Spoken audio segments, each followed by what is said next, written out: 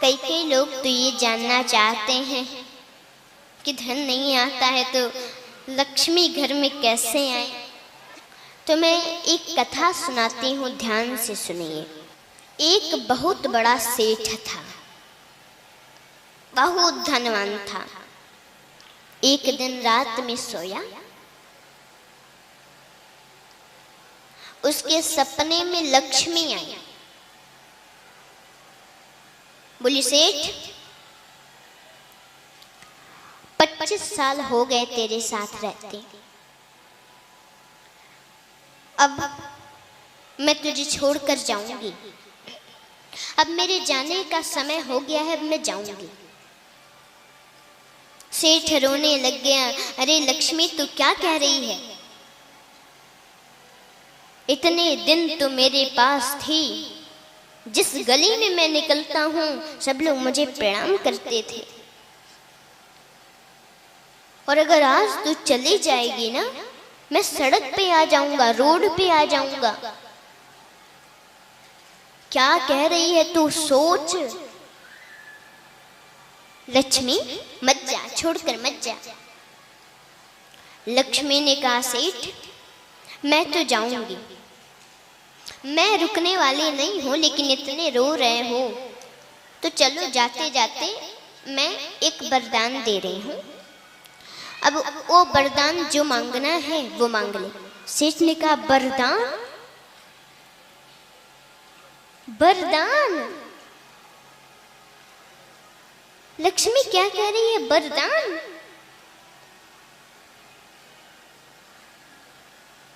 प्रसन्न हो गया, बोला, लक्ष्मी एक दिन का समय दे, फिर मैं तुमसे मांगूंगा। एक कलियुगी जो जीव है ना, समय लेते हैं, तब कुछ सोच विचार के मांगते हैं, क्या मांगूं। क्योंकि एक चोर था, मंदिर में गया, भगवान प्रकट हो गए, भगवान भोलेनाथ। बोले, चोर वरदान मांग। क्या लेगा?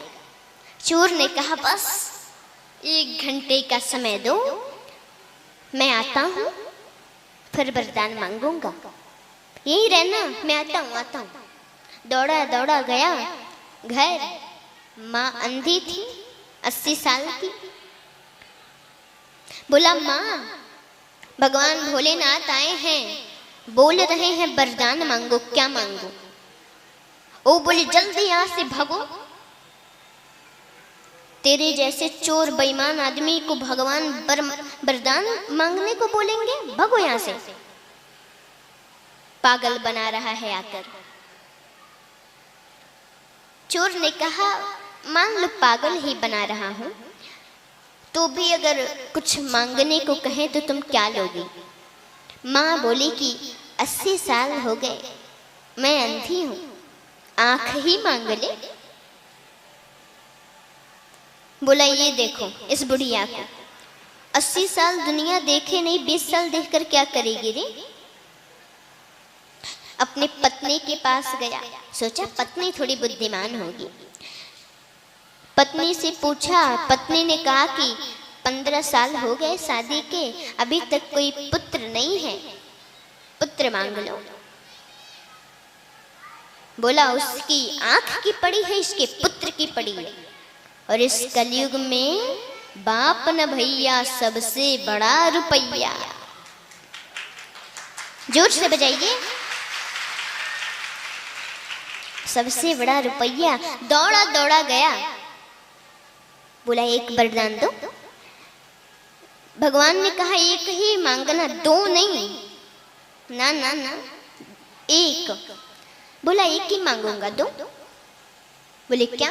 सुनो, मेरी माँ अपने पोते को, यानी मेरे पुत्र को, सोने के थाली में भोजन करते देखे।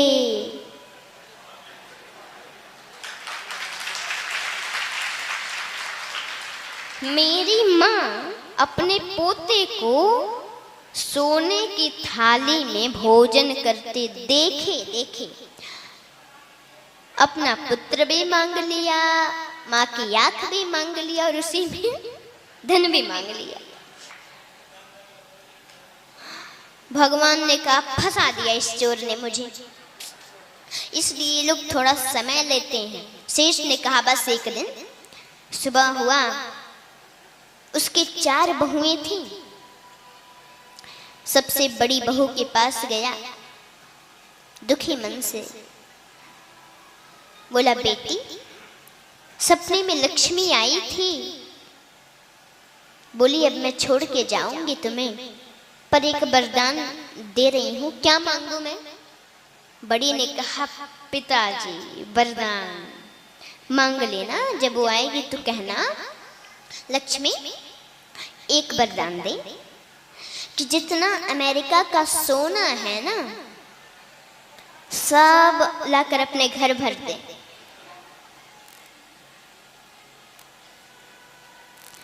फिर वो सेठ अपने मझली बहू के पास गया, उससे छोटी वाली के पास, बोला तुम मांगो, अगर कुछ कहा जाए तो क्या बोले लक्ष्मी से?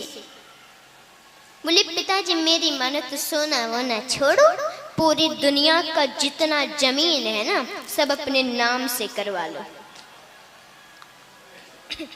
प्रेम से बोलो जय श्री कृष्ण।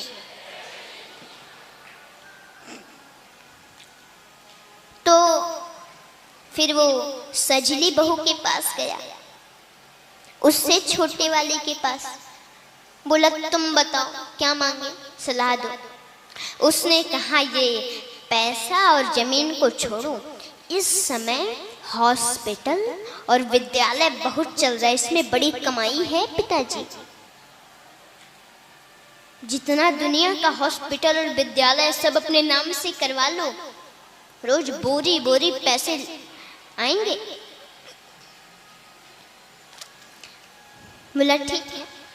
सबसे छोटी वाले के पास गया, देखिए जो छोटी है ना वो बस छोटी दिखती ही हैं, होती बड़ी बुद्धिमान है, बड़ी बुद्धिमान होती हैं छोटी।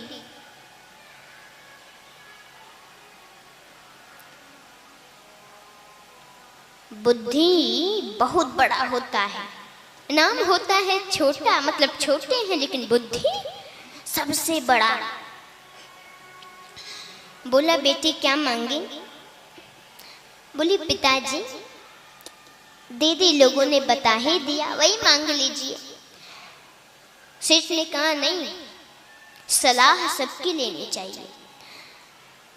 देखो एक घर में 10 लोग हैं,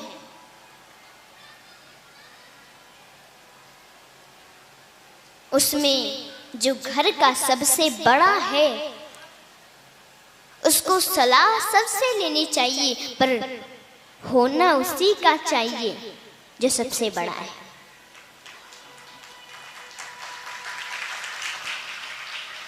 क्योंकि जिस घर में सब लोग अपनी अपनी मर्जी चलाते हैं, सब लोग अपना अपना करते हैं, किसी का अलग सोच किसी का अलग सोच, सब लोग अपना अपना करते हैं, वो घर बिखर जाता है, बर्बाद हो जाता है और उस घर में कभी सुख संपत्ति नहीं आती। और जिस घर में जो सबसे बड़ा होता है वो सलाह तो सबसे लेता है पर करता अपनी है, जो सत्यता है वही करता है, वो घर कभी बिखरता नहीं है, कभी टूटता नहीं है, कभी झगड़े नहीं होते और सुख संपत्ति भरा रहता है और सबका कल्याण होता है उस घर में। पूछा, छोटी वाली ने कहा कि अच्छा सलाह मांग रहे हैं तो पिताजी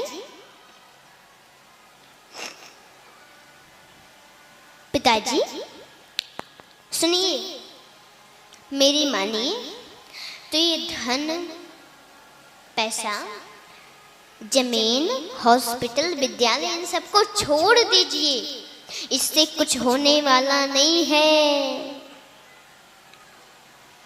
लक्ष्मी से कहना, लक्ष्मी तो चली जा मेरे घर से और फिर लौट के कभी मेरे घर मत आना।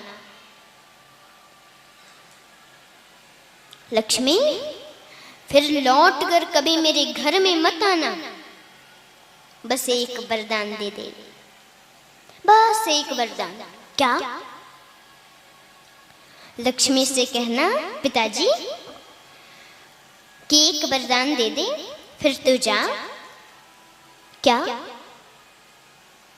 कि धन पैसा गाड़ी घोड़ा मुझे कुछ नहीं चाहिए, कुछ भी हो जाए, कैसी भी परिस्थिति हो, बस मेरे घर परिवार के लोगों में प्रेम बना रहे।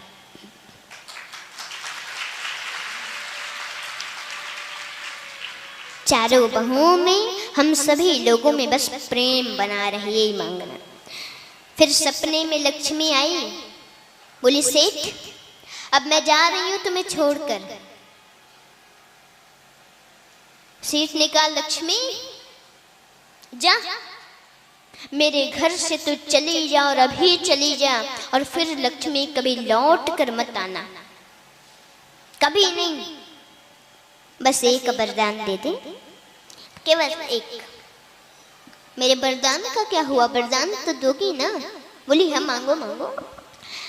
बोला बस एक वरदान दे दे, कोई भी परिस्थिति हो, कुछ भी हो जाए, बस मेरे घर परिवार के लोगों में प्रेम बना रहे।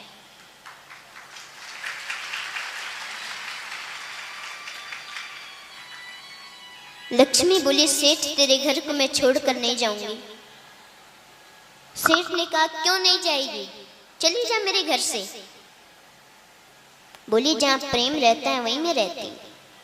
सेठ ने कहा, कहाँ रहती हो तुम, कहाँ रहती हो? लक्ष्मी ने कहा, सेठ सुनो, गुरवो यत्र पूज्यन्ते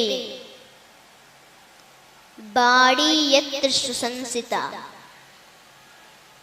अदंतो कलहो यत्र तत्र शक्र वहाम्यहम्। सेठ जहां पर कलह होता है, झगड़ा होता है, प्रेम नहीं रहता, वहां मैं नहीं रहती। और जिस घर में गुरु की पूजा होती है, पूजा का मतलब ये नहीं कि बैठा करके रोज अगरबत्ती कपूर दिखाना, नहीं नहीं, मन में गुरु के प्रति विश्वास, श्रद्धा, उसी वही पूजा है। तो गुरु की पूजा होती है, बाड़ी में सभ्यता होती है, मीठा वचन बोला जाता है, क्योंकि कहा गया है मधुर वचन है औषधि, कटुक वचन है तीर, श्रवण द्वार है संचरे, साले सकल शरीर।